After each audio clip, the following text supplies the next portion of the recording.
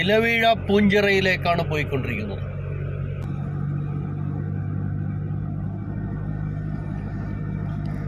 നോക്കൂ, നമ്മുടെ നവകേരളത്തിൻ്റെ റോഡുകളൊക്കെ എത്ര മനോഹരങ്ങളാണ്.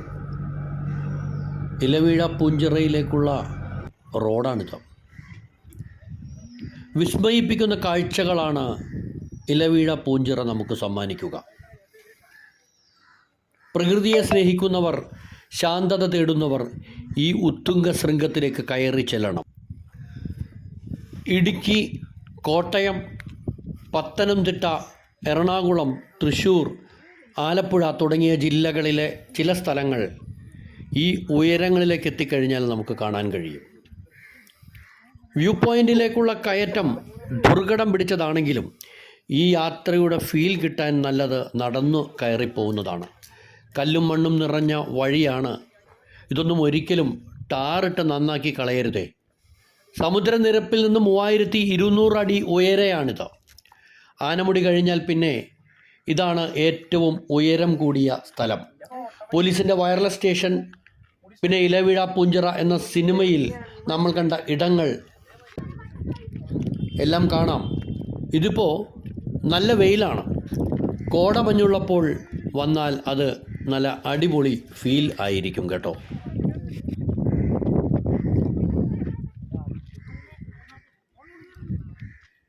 ഇലവീഴ പൂഞ്ചിറ ഒരു അനുഭവമാണ്. പല കാലത്ത് പല രൂപം, ഓന്തിനെ പോലെ നിറം മാറുന്ന ഒരു സ്ഥലം. ഇത്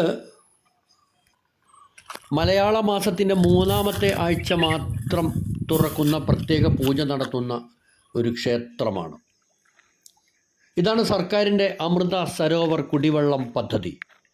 ഇതുതന്നെയാണ് യഥാർത്ഥ ഇലവീഴ പൂഞ്ചിറ. എത്ര ശക്തമായ കാറ്റടിച്ചാലും ഒരു ഇല പോലും ഈ ചിറയിൽ വന്ന് വീഴില്ലത്രേ. അതെ, ഇതുതന്നെയാണ് ഇലവീഴ പൂഞ്ചിറ.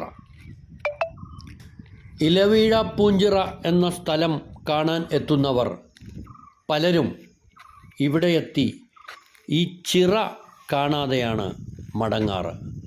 കണ്ടിട്ട് പോണേ, ഇലവീഴ പൂഞ്ചിറ യഥാർത്ഥത്തിൽ ഈ ചിറയാണ്. ഒരു ഇല പോലും വന്നു വീഴാത്ത, എത്ര ശക്തമായ കാറ്റടിച്ചാലും ഒരു ഇല പോലും വന്നു വീഴാത്ത പൂഞ്ചിറ. ഇപ്പോൾ ഇത് സംസ്ഥാന സർക്കാരിൻ്റെ അമൃത സരോവർ കുടിവെള്ള പദ്ധതിയാണ്.